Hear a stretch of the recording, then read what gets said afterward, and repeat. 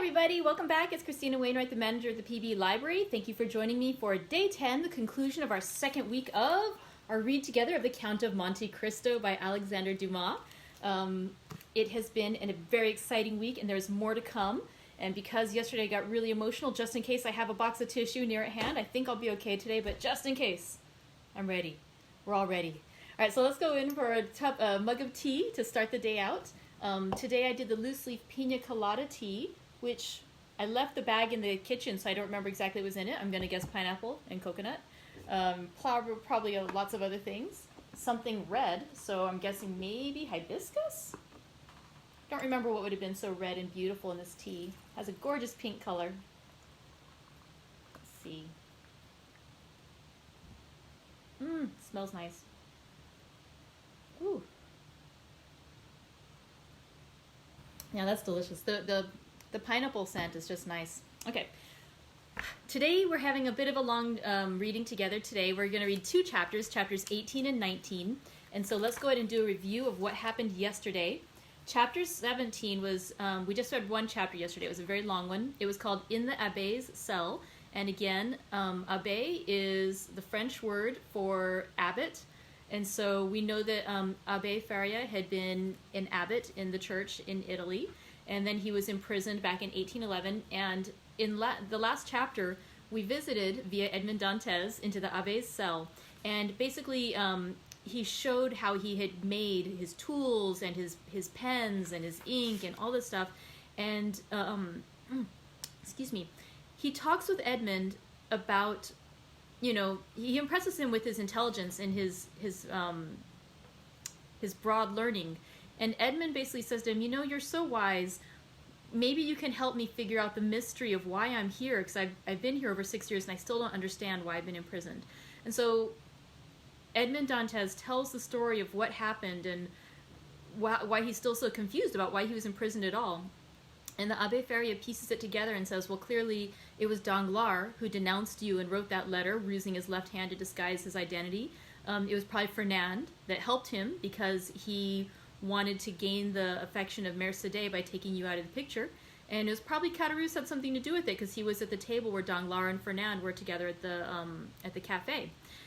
And then he's like, but why was I never given a trial? Well, let's talk some more about it. And again, he pieces it together, and Abbé Faria knows that Noirtier de Villefort was the full name of, you know, the attorney or the deputy attorney of the king, and that he had renounced his father for being a Bonapartist. And so the fact that there was a letter addressed to Noirtier and that he was, you know, his case was heard to the extent that it was by Villefort, it indicated to the Abbé Faria that that was why Edmond Dantes had been thrown into prison so harshly with no trial, no attempt to rebut the evidence against him, or even any charges at all. And so Edmond Dantes, the unfortunate part of that is he takes a vow of vengeance. And so again, whereas he had been in the past almost unbelievably optimistic and kind person despite the problems that have happened, at that moment a little darkness enters his soul because he vows vengeance against these people who have wronged him, separated him from his father, separated him from his fiancée, and cursed him to being alone in this cell. And so he does take a vow of vengeance, and it does change his character a little bit. And the Abbé does say he almost regrets telling him his theories about who had led to Dantes being arrested because it has changed the boy. So there's that. Then Edmond Dantes and the Abbé end up spending over a year of just thorough education because the Abbé knows so much he can share it. And Edmond is a very intelligent young man who's looking to expand his horizons as best he can from within that cell. And so he learns basically years worth of education in that 1 year of solid study with the Abbé. Then after a year after that, the Abbé decides that, you know what, they can try this escape thing again. So they're going to try to escape. And they're literally on the verge of escaping. They're about to break out of the Chateau d'If when the Abbé has an attack, a physical attack. And basically what ends up happening is he has like a very strenuous seizure. He gets taken back to his cell by Dantes. A special medicine is administered by Dantes.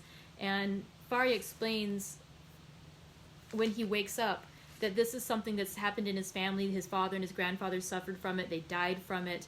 and that this is his second such attack in his lifetime, and he fears that a third or fourth attack will leave him dead. And after this attack, indeed, one hand, and one leg is he's no longer able to use it, and so he won't be able to swim away. And so he tells Dantes, I can't leave with you anymore. I free you from your vow to me. You can leave on your own. And Dantes says, no, I will never leave you. Not while you live. I'll stay with you. And that's what got me a little sad yesterday, because it's just such a sweet thing. I mean, as much as they want freedom, he vowed that the Abbé would be his father, and he has adopted him as such, and that there's a true, genuine respect and affection between the two. And so it shows Abbé Faria also that he really can trust Edmond Dantes, that he is the good young man whom he has believed him to be. And so it's a beautiful moment. And so now he promises Edmond Dantes, come back tomorrow. There's something special I want to talk with you about.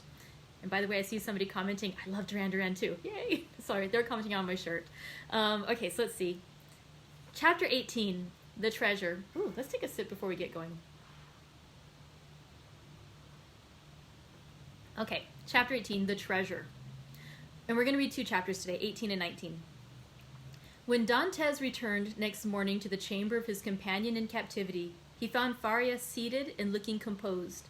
In the ray of light which entered by the narrow window of his cell, he held open in his left hand, of which alone it will be recollected he retained the use, a sheet of paper, which, from being constantly rolled into a small compass, had the form of a cylinder, and was not easily kept open. He did not speak, but showed the paper to Dantes. "What is that?" he inquired.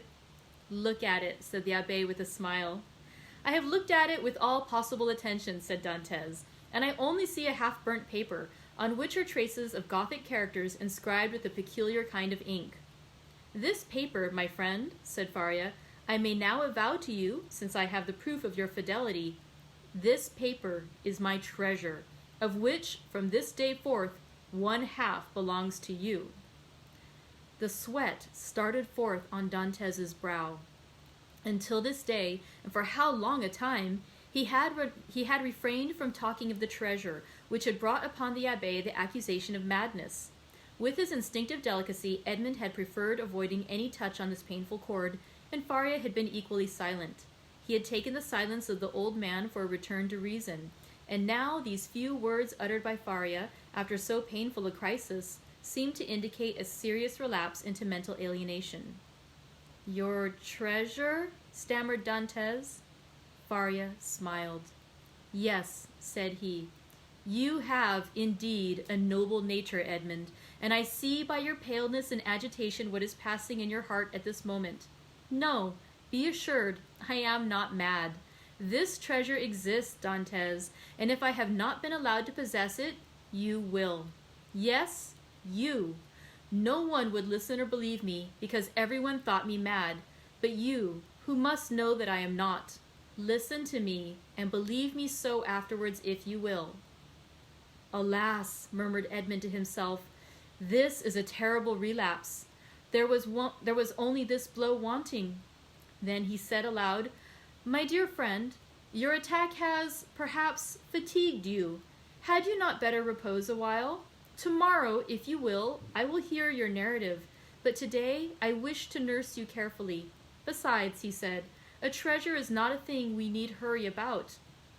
"On the contrary, it is a matter of the utmost importance, Edmond," replied the old man. "Who knows if tomorrow, or the next day after, the third attack may not come on, and then must not all be over? Yes, indeed, I have often thought with a bitter joy that these riches, which would make the wealth of a dozen families, will be forever lost to those men who persecute me. This idea was one of vengeance to me, and I tasted it slowly in the night of my dungeon and the despair of my captivity. But now I have forgiven the world for the love of you.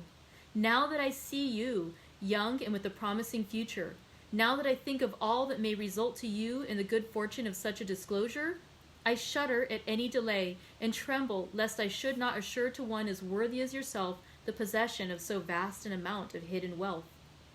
Edmond turned away his head with a sigh. "You persist in your incredulity, Edmond," continued Faria. "My words have not convinced you. I see you require proofs. Well then, read this paper, which I have never shown to anyone." "Tomorrow, my dear friend," said Edmund, desirous of not yielding to the old man's madness. "I thought it was understood that we should not talk of that until tomorrow."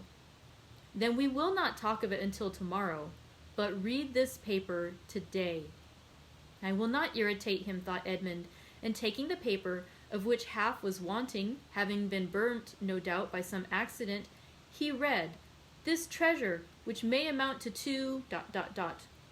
of Roman crowns in the most distant... of the second opening... declared to belong to him a law... Heir. 25th February, 149... "Well," said Faria, when the young man had finished reading it. "Why," said Dantès, "I see nothing but broken lines and unconnected words, which are rendered illegible by fire."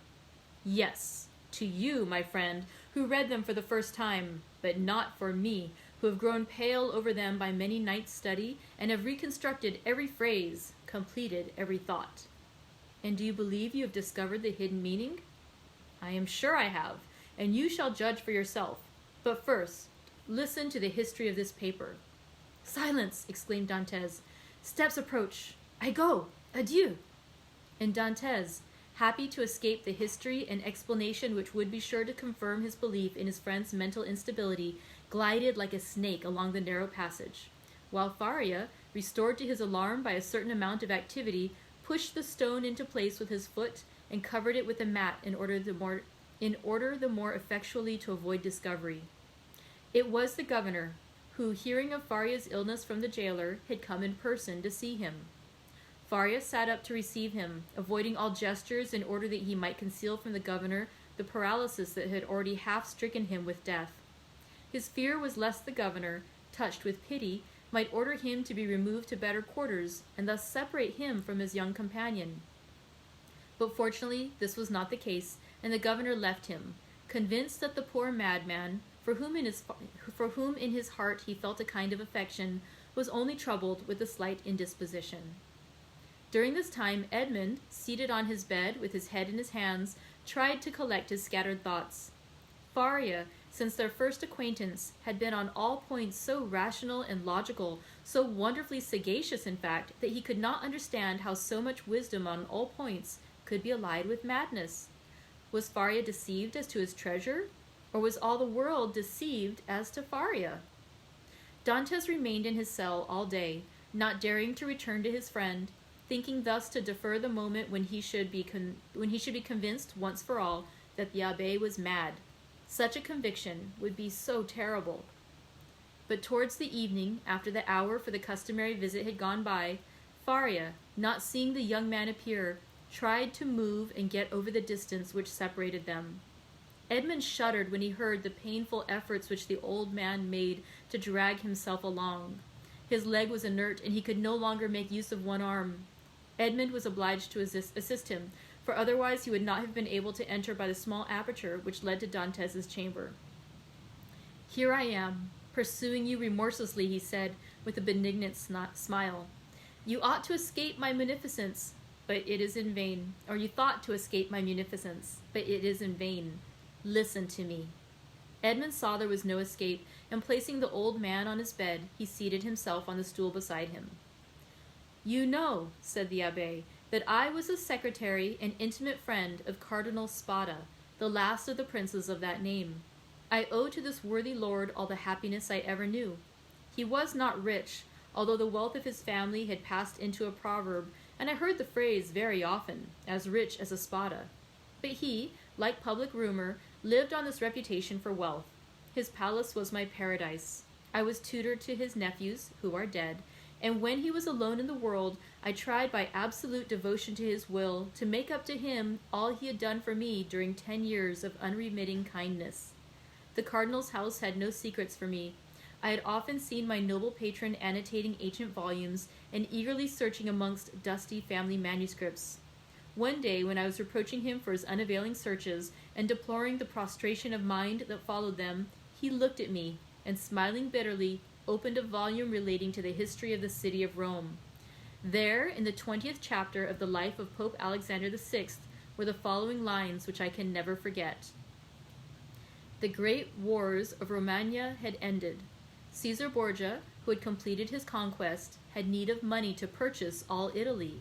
The Pope had also need of money to bring matters to an end with Louis XII, King of France, who was formidable still in spite of his recent reverses, and it was necessary therefore to have recourse to some profitable scheme, which was a matter of great difficulty in the impoverished condition of exhausted Italy. His Holiness had an idea. He determined to make 2 cardinals. By choosing 2 of the greatest personages of Rome, especially rich men, this was the return the Holy Father looked for. In the first place, he could sell the great appointments and splendid offices which the cardinals already held, and then he had the 2 hats to sell besides. There was a third point in view, which will appear hereafter. The Pope and Caesar Borgia first found the 2 future cardinals. They were Giovanni Rospigliosi, who held 4 of the highest dignities of the Holy See, and Caesar Spada, one of the noblest and richest of the Roman nobility. Both felt the high honor of such a favor from the Pope. They were ambitious, and Caesar Borgia soon found purchasers for their appointments. The result was that Rospigliosi and Spada paid for being cardinals, and 8 other persons paid for the offices the cardinals held before their elevation, and thus 800,000 crowns entered into the coffers of the speculators. It is time now to proceed to the last part of the speculation. The Pope heaped attentions upon Rospigliosi and Spada, conferred upon them the insignia of the cardinalate, and induced them to arrange their affairs and take up their residence at Rome. Then the Pope and Caesar Borgia invited the 2 cardinals to dinner. This was a matter of dispute between the Holy Father and his son. Caesar thought they could make use of one of the means which he always had ready for his friends. That is to say, in the first place, the famous key which was given to certain persons with the request that they go and open a designated cupboard. The key was furnished with a small iron point, a negligence on the part of the locksmith. When this was pressed to effect the opening of the cupboard, of which the lock was difficult, the person was pricked by the small point and died next day. Then there was the ring with the lion's head, which Caesar wore when he wanted to greet his friends with a clasp of the hand. The lion bit the hand thus favored, and at the end of 24 hours, the bite was mortal. Caesar proposed to his father that they should either ask the cardinals to open the cupboard or shake hands with them, but Alexander VI replied, "Now as to the worthy cardinals, Spada and Rospigliosi, let us ask both of them to dinner. Something tells me that we shall get that money back. Besides, you forget, Caesar, an indigestion declares itself immediately, while a prick or bite occasions a delay of a day or 2. Caesar gave way before such cogent reasoning, and the cardinals were consequently invited to dinner. The table was laid in a vineyard belonging to the Pope, near San Pierdarena, a charming retreat which the cardinals knew very well by report. Rospigliosi, quite set up with his new dignities, went with a good appetite in his most ingratiating manner.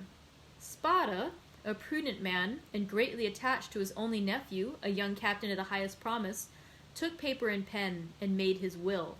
He then sent word to his nephew to wait for him near the vineyard, but it appeared the servant did not find him. Spada knew what these invitations meant. Since Christianity, so eminently civilizing, had made progress in Rome,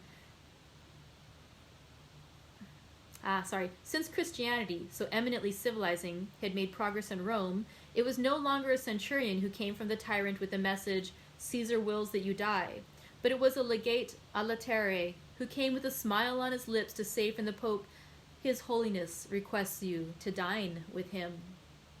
Spada set out about 2 o'clock to San Pierdarena. The Pope awaited him. The first sight that attracted the eyes of Spada was that of his nephew, in full costume, and Caesar Borgia paying him most marked attentions. Spada turned pale as Caesar looked at him with an ironical air, which proved that he had anticipated all, and that the snare was well spread. They began dinner, and Spada was only able to inquire of his nephew if he had received his message. The nephew replied no, perfectly comprehending the meaning of the question. It was too late, for he had already drunk a glass of excellent wine, placed for him expressly by the Pope's butler. Spada at the same moment saw another bottle approach him, which he was pressed to take. An hour afterwards, a physician declared they were both poisoned through eating mushrooms. Spada died on the threshold of the vineyard. The nephew expired at his own door, making signs which his wife could not comprehend. Then Caesar and the Pope hastened to lay hands on the heritage, under pretense of seeking for the papers of the dead man. But the inheritance consisted in this only, a scrap of paper on which Spada had written, "I bequeath to my beloved nephew my coffers, my books, and amongst others, my breviary with the gold corners, which I beg he will preserve in remembrance of his affectionate uncle."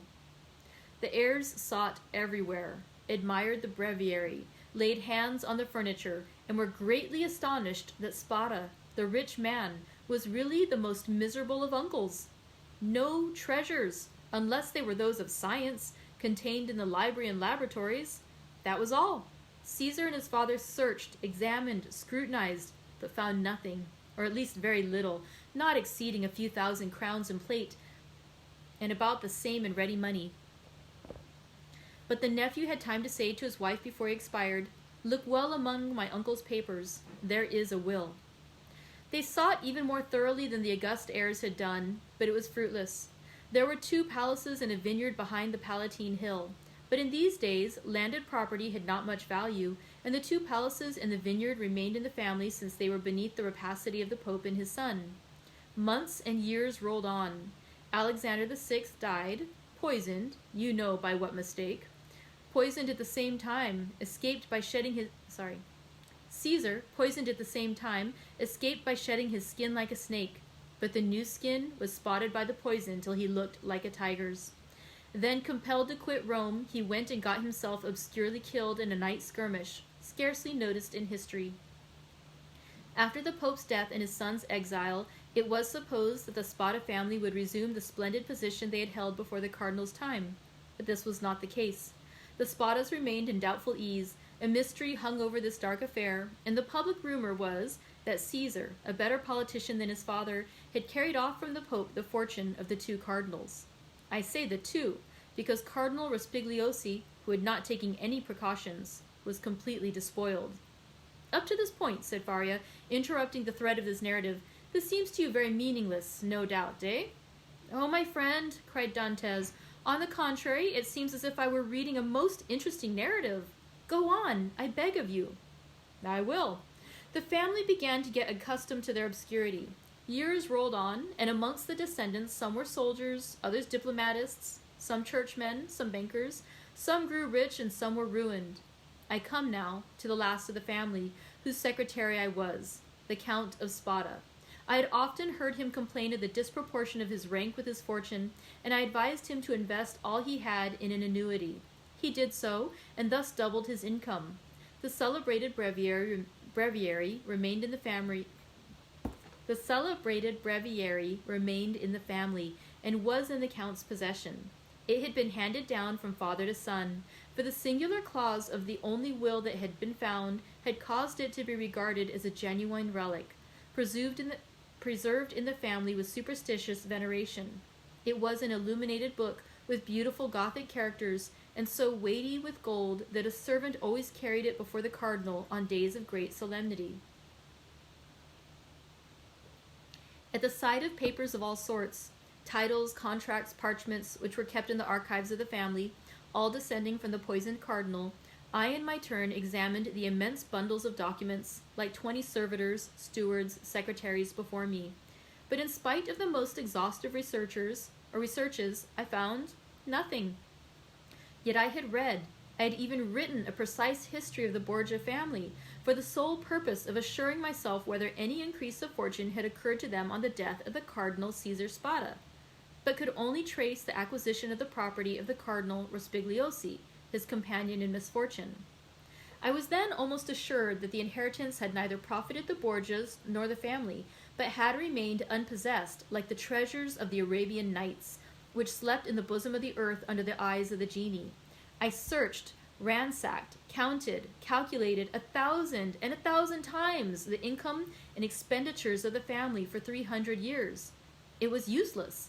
I remained in my ignorance, and the Count of Spada in his poverty. My patron died. He had reserved from his annuity his family papers, his library, composed of 5,000 volumes, and his famous breviary.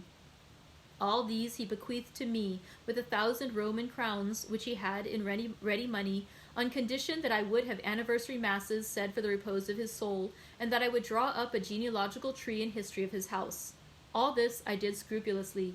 Be easy, my dear Edmund. We are near the conclusion. In 1807, a month before I was arrested, and a fortnight after the death of the Count of Spada, on the 25th of December, you will see presently how the date became fixed in my memory.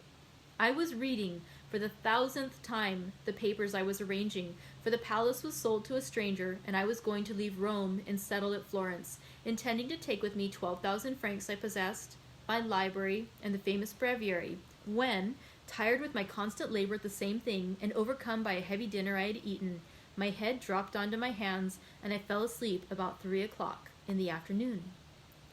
I awoke as the clock was striking 6. I raised my head. I was in utter darkness. I rang for a light, but as no one came, I determined to find one for myself. I was indeed but anticipating the simple manners which I should soon be under the necessity of adopting. I took a wax candle in one hand, and with the other groped about for a piece of paper, my matchbox being empty, with which I proposed to get a light from the small flame still playing on the embers. Fearing, however, to make use of any valuable piece of paper, I hesitated for a moment, then recollected that I had seen in the famous breviary, which was on the table beside me, an old paper, quite yellow with age, and which had served as a marker for centuries, kept there by the request of the heirs. I felt for it, found it, twisted it up together, and putting it into the expiring flame, set light to it. But beneath my fingers, as if by magic, in proportion as the fire ascended, I saw yellowish characters appear on the paper. I grasped it in my hand, put out the flame as quickly as I could, lighted my taper in the fire itself, and opened the crumbled paper with inexpressible emotion, recognizing, when I had done so, that these characters had been traced in mysterious and sympathetic ink, only appearing when exposed to the fire. Nearly 1/3 of the paper had been consumed by the flame. It was that paper you read this morning. Read it again, Dantes, and then I will complete for you the incomplete words and unconnected sense. Faria, with an air of triumph, offered the paper to Dantes, who this time read the following words, traced with an ink of a reddish color resembling rust. This 25th day of April, 1498, be Alexander VI, and fearing that not he may desire to become my heir, and and Bentivoglio, who were poisoned, my sole heir that I have and is visited with me, that is in island of Monte Cristo. All I jewels, diamonds, gems, that I alone may amount to nearly 2 mil, will find on raising the 20th row, creek to the east in a right line, to open, in these caves the treasure is in the furthest, which treasure I bequeath and leave on, as my sole heir. 25th April, 1498, says, and now, said the Abbé, read this other paper, and he presented to Dantes a second leaf with fragments of lines written on it, which Edmund read as follows, Ing invited to dine by his holiest, content with making me pay for my hat, serves for me the fate of Cardinals Caprara, I declare to my nephew, Guido Spada, read in a place he knows, the caves of the small, est of ingots, gold, money, know of the existence of this treasure which, lions of Roman crowns, and which he, from the small, ings have been made, Ingle in the second, tire to him, R. Spada. Fario followed him with an excited look. And now, he said, when he saw that Dantes had read the last line, put the 2 fragments together and judge for yourself. Dantes obeyed, and the conjointed pieces gave the following.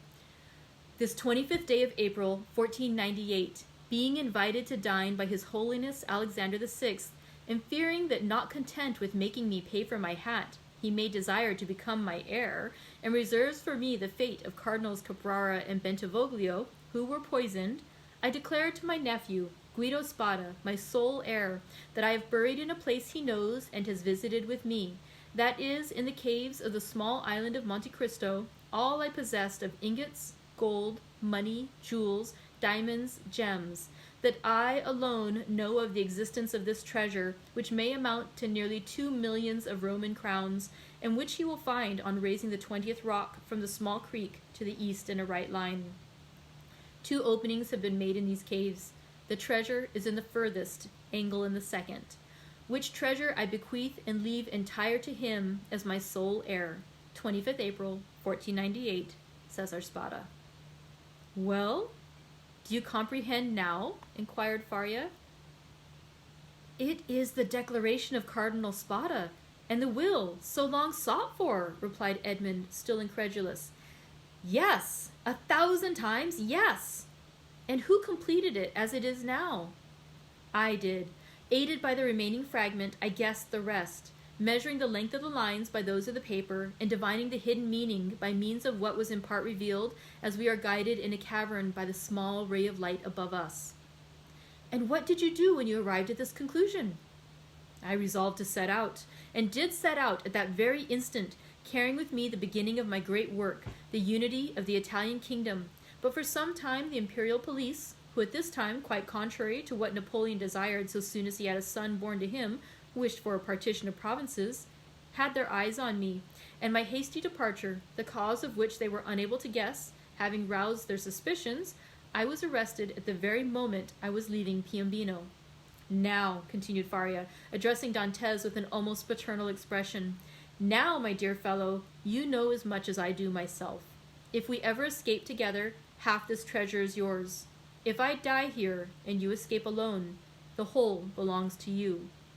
But, inquired Dantes, hesitating, has this treasure no more legitimate possessor in the world than ourselves? No, no. Be easy on that score. The family is extinct. The last Count of Spada, moreover, made me his heir, bequeathing to me the symbolic breviary. He bequeathed to me all it contained. No, no, make your mind satisfied on that point. If we lay hands on this fortune, we may enjoy it without remorse. And you say this treasure amounts to 2 millions of Roman crowns, nearly 13 millions of our money. Impossible, said Dantes, staggered at the enormous amount. Impossible? And why? Asked the old man.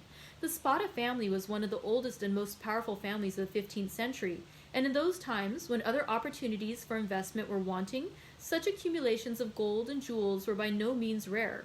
There are at this day Roman families perishing of hunger, though possessed of nearly 1 million in diamonds and jewels, handed down by entail, and which they cannot touch. Edmund thought he was in a dream. He wavered between incredulity and joy. I have only kept this secret so long from you, continued Faria, that I might test your character and then surprise you. Had we escaped before my attack of catalepsy, I should have conducted you to Monte Cristo. Now, he added with a sigh, it is you who will conduct me thither. Well, Dantes, you do not thank me? This treasure belongs to you, my dear friend, replied Dantes, and to you only. I have no right to it. I am no relation of yours. You are my son, Dantes, exclaimed the old man. You are the child of my captivity. My profession condemns me to celibacy.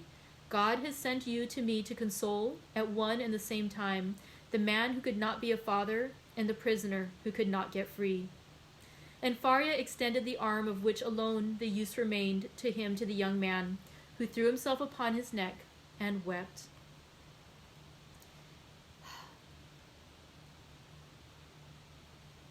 Chapter 19, The Third Attack.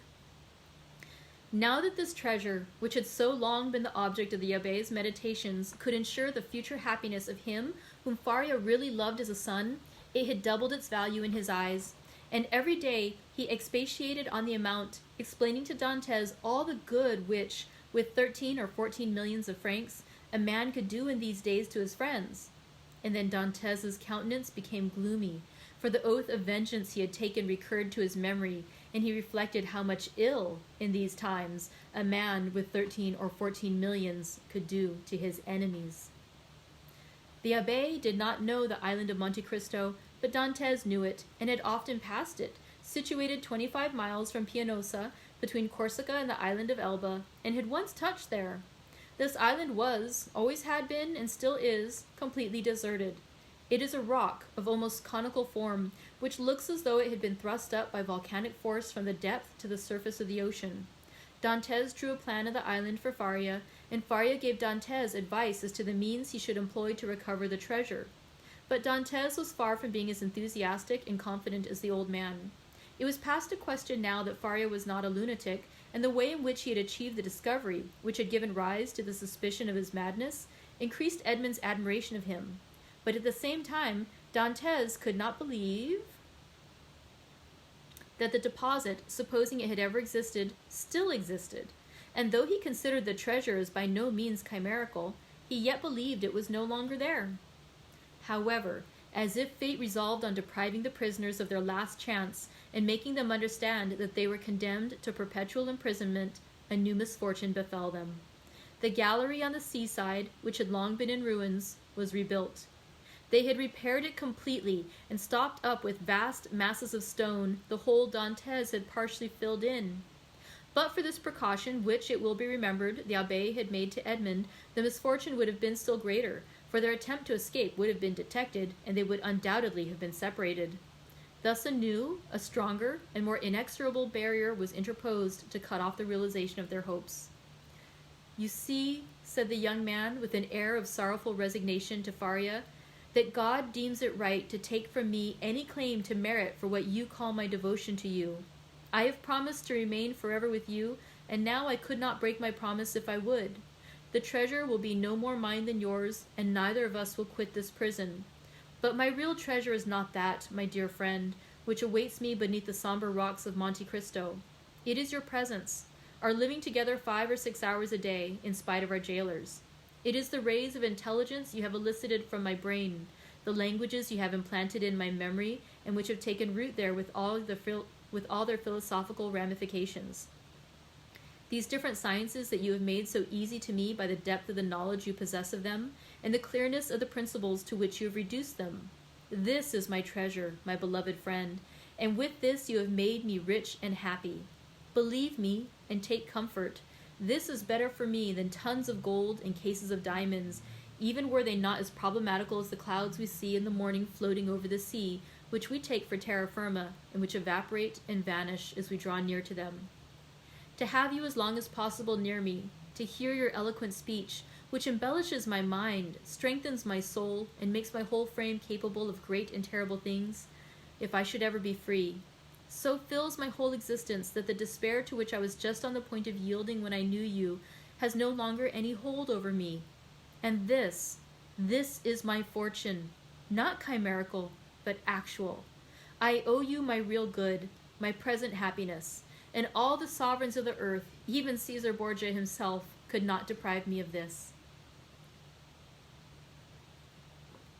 Thus, if not actually happy, yet the days these two unfortunates passed together went quickly. Faria, who for so long a time had kept silence as to the treasure, now perpetually talked of it. As he had prophesied would be the case, he remained paralyzed in the right arm and the left leg, and had given up all hope of ever enjoying it himself. But he was continually thinking over some means of escape for his young companion, and anticipating the pleasure he would enjoy. For fear the letter might be some day lost or stolen, he compelled Dantes to learn it by heart, and Dantes knew it from the first to the last word. Then he destroyed the second portion, assured that if the first were seized, no one would be able to discover its real meaning. Whole hours sometimes passed while Faria was giving instructions to Dantes, instructions which were to serve him when he was at liberty. Then, once free, from the day and hour and moment when he was so, he could have but one thought, which was to gain Monte Cristo by some means, and remain there alone under some pretext which would arouse no suspicions, and once there to endeavor to find the wonderful caverns and search in the appointed spot, be it remembered, being the farthest angle in the second opening. In the meanwhile, the hours passed, if not rapidly, at least tolerably. Faria, as we have said, without having recovered the use of his hand and foot, had regained all the clearness of his understanding, and had gradually, besides the moral instructions we have detailed, taught his youthful companion the patient and sublime duty of a prisoner, who learns to make something from nothing. They were thus perpetually employed. Faria, that he might not see himself grow old; Dantes, for fear of recalling the almost extinct past, which now only floated in his memory like a distant light wandering in the night. So life went on for them as it does for those who are not victims of misfortune, and whose activities glide along mechanically and tranquilly beneath the eye of Providence. But beneath the superficial calm, there were in the heart of the young man, and perhaps in that of the old man, many repressed desires, many stifled sighs, which found vent when Faria was left alone and when Edmund returned to his cell. One night, Edmund awoke suddenly, believing that he heard someone calling him. He opened his eyes upon utter darkness. His name, or rather a plaintive voice which essayed to pronounce his name, reached him. He sat up in bed, and a cold sweat broke out upon his brow. Undoubtedly, the call came from Faria's dungeon. "Alas," murmured Edmund, "can it be?" He moved his bed, drew up the stone, rushed into the passage, and reached the opposite extremity. The secret entrance was open. By the light of the wretched and wavering lamp of which we have spoken, Dantes saw the old man, pale but yet erect, clinging to the bedstead. His features were writhing with those horrible symptoms which he already knew, and which had so seriously alarmed him when he saw them for the first time. "Alas, my dear friend," said Faria in a resigned tone, "you understand, do you not? And I need not attempt to explain to you?" Edmund uttered a cry of agony, and quite out of his senses rushed towards the door, exclaiming, "Help! Help!" Faria had just sufficient strength to restrain him. "Silence," he said, "or you are lost. We must now only think of you, my dear friend, and so act as to render your captivity supportable or your flight possible. It would require years to do again what I have done here, and the results would be instantly destroyed if our jailers knew we had communicated with each other. Besides, be assured, my dear Edmund, the dungeon I am about to leave will not long remain empty. Some other unfortunate being will soon take my place, and to him you will appear like an angel of salvation. Perhaps he will be young, strong, and enduring like yourself, and will aid you in your escape, while I have been but a hindrance. You will no longer have half a dead body tied to you as a drag to all your movements. At length, Providence has done something for you. He restores to you more than he takes away, and it was time I should die." Edmund could only clasp his hands and exclaim, "Oh, my friend, speak not thus!" And then, resuming all his presence of mind, which had for a moment staggered under this blow, and his strength which had failed at the words of the old man, he said, "Oh, I have saved you once, and I will save you a second time." Sorry. And raising the foot of the bed, he drew out the phial, still a third filled with the red liquor. "See," he exclaimed, "there remains still some of the magic draught. Quick, quick, tell me what I must do this time. Are there any fresh instructions? Speak, my friend, I listen." "There is not a hope," replied Faria, shaking his head. "But no matter. God wills it that man whom he has created, and whose heart he has so profoundly rooted the love of life, should do all in his power to preserve that existence, which, however painful it may be, is yet always so dear." "Oh, yes, yes," exclaimed Dantes, "and I tell you that I will save you yet." "Well then, try. The cold gains upon me. I feel the blood flowing towards my brain. These horrible chills, which make my teeth chatter and seem to dislocate my bones, begin to pervade my whole frame. In 5 minutes the malady will reach its height, and in a quarter of an hour there will be nothing left of me but a corpse." "Oh!" exclaimed Dantes, his heart wrung with anguish. "Do as you did before, only do not wait so long. All the springs of life are now exhausted in me, and death," he continued, looking at his paralyzed arm and leg, "has but half its work to do. If, after having made me swallow 12 drops instead of 10, you see that I do not recover, then pour the rest down my throat. Now lift me on my bed, for I can no longer support myself."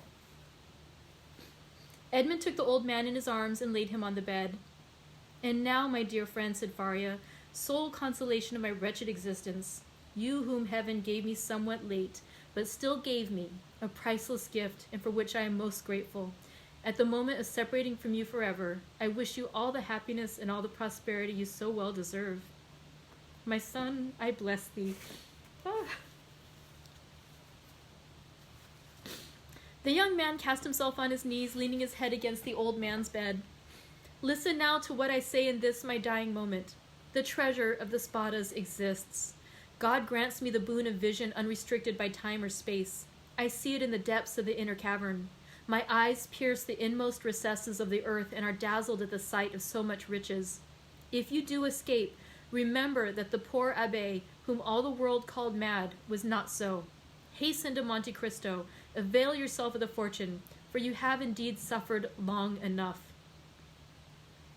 A violent convulsion attacked the old man. Dantes raised his head and saw Faria's eyes injected with blood. It seemed as if a flow of blood had ascended from the chest to the head. Adieu, adieu, murmured the old man, clasping Edmund's hand convulsively. Adieu. Oh, no, no, not yet, he cried. Do not forsake me. Oh, succor him. Help, help, help. Hush, hush, murmured the dying man, that they may not separate us if you save me. You are right. Oh, yes, yes, be assured, I shall save you. Besides, although you suffer much, you do not seem to be in such agony as you were before. Do not mistake. I suffer less because there is in me less strength to endure. At your age, we have faith in life. It is the privilege of youth to believe in hope, but old men see death more clearly. Oh, 'tis here, 'tis here, 'tis over. My sight is gone, my senses fail. Your hand, Dantes. Adieu, adieu. And raising himself by a final effort, in which he summoned all his faculties, he said, Monte Cristo, forget not Monte Cristo. And he fell back on the bed. The crisis was terrible, and a rigid form with twisted limbs, swollen eyelids, and lips flecked with bloody foam lay on the bed of torture, in place of the intellectual being who so lately rested there.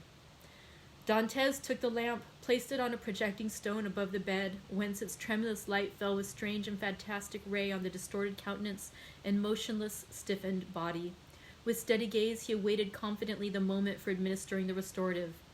When he believed that the right moment had arrived, he took the knife, pried open the teeth, which offered less resistance than before, counted one after the other, 12 drops, and watched. The phial contained perhaps twice as much more. He waited 10 minutes, a quarter of an hour, half an hour. No change took place. Trembling, his hair erect, his brow bathed with perspiration, he counted the seconds by the beating of his heart. Then he thought it was time to make the last trial, and he put the phial to the purple lips of Faria, and without having occasion to force open his jaws, which had remained extended, he poured the whole of the liquid down his throat.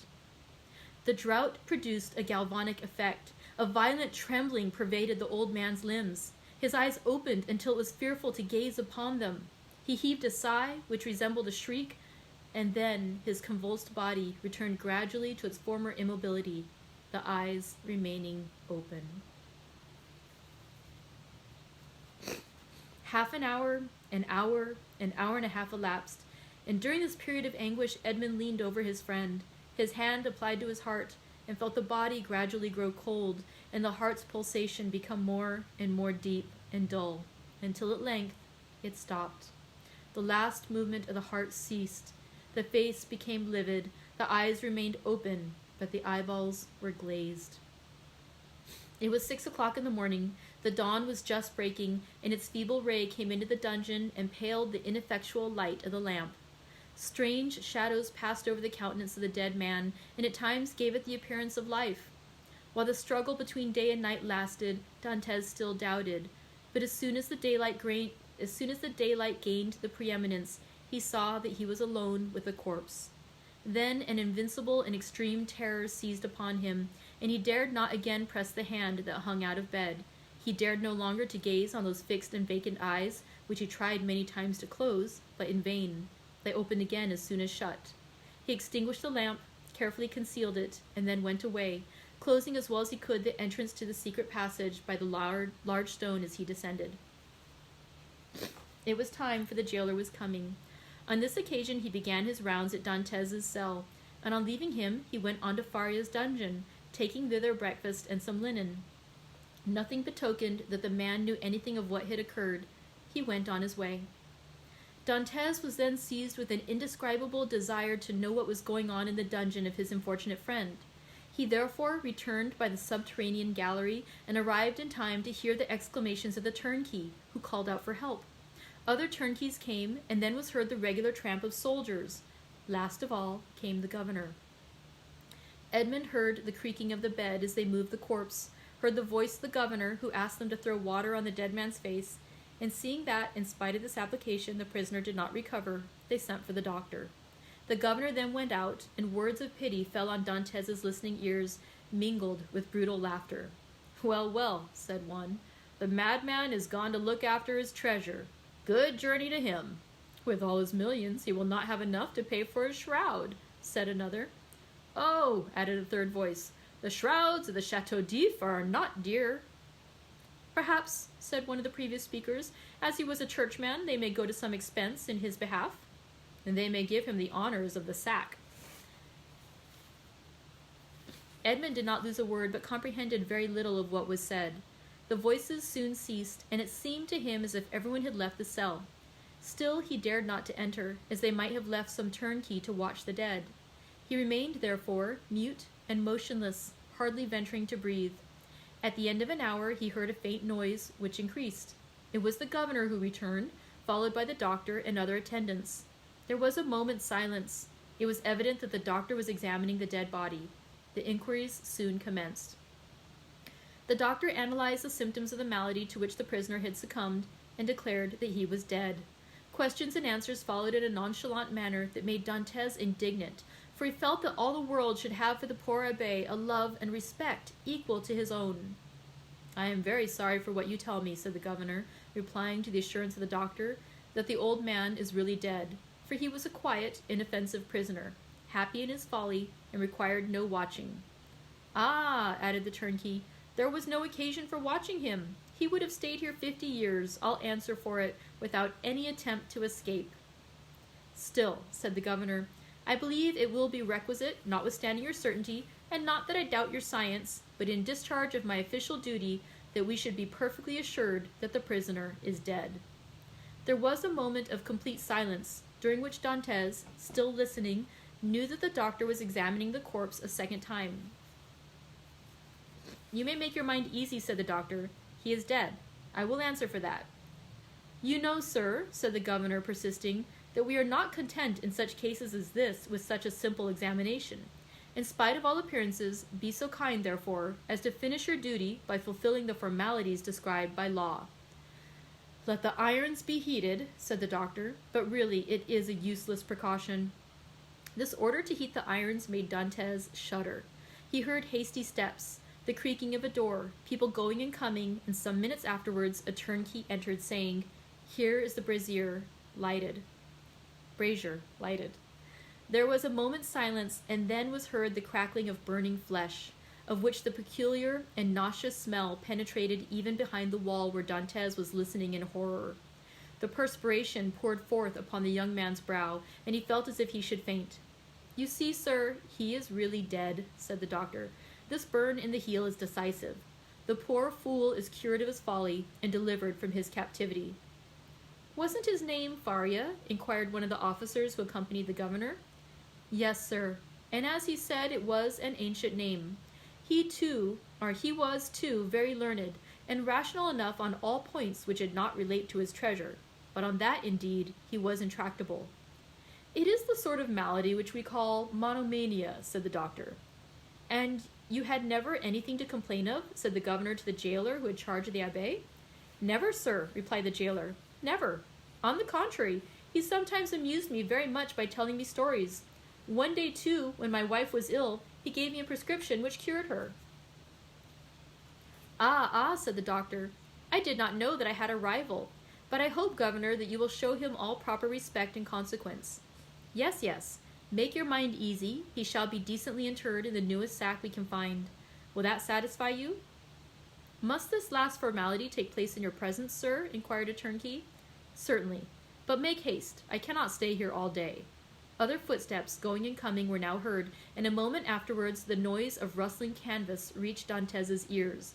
The bed creaked, and the heavy footfall of a man who lifts a weight sounded on the floor. Then the bed again creaked under the weight deposited upon it. "This evening," said the governor. "Will there be any mass?" asked one of the attendants. "That is impossible," replied the governor. The chaplain of the chateau came to me yesterday to beg for leave of absence in order to take a trip to Heir for a week. I told him I would attend to the prisoners in his absence. If the poor abbé had not been in such a hurry, he might have had his requiem. Pooh, said the doctor, with the impiety usual in persons of his profession. He is a churchman. God will respect his profession, and not give the devil the wicked delight of sending him a priest. A shout of laughter followed this brutal jest. Meanwhile, the operation of putting the body in the sack was going on. This evening, said the governor, when the task was ended. At what hour? Inquired a turnkey. Why, about 10 or 11 o'clock. Shall we watch by the corpse? Of what use would it be? Shut the dungeon as if he were alive. That is all. Then the steps retreated, and the voices died away in the distance. The noise of the door, with its creaking hinges and bolts, ceased, and a silence more somber than that of solitude ensued, the silence of death, which was all-pervasive, and struck its icy chill to the very soul of Dantes. Then he raised the flagstone cautiously with his head and looked carefully around the chamber. It was empty, and Dantes emerged from the tunnel. Okay, and that concludes chapter 19. It's been a very busy week, so today we learned about the treasure, and the abbé died, and Dantes has now entered the abbé's chamber. So let's see what happens next week. It's going to be exciting. It's always exciting, but it's really getting exciting. So thank you very much for joining me today. Thank you for bearing with me while I availed myself of the tissues. I'm a sucker for a death scene. So, The Count of Monte Cristo by Alexandre Dumas. Adventure and tenderness mixed. Thanks for joining me today. I hope you have a wonderful rest of your day, and I'll see you next week. Bye.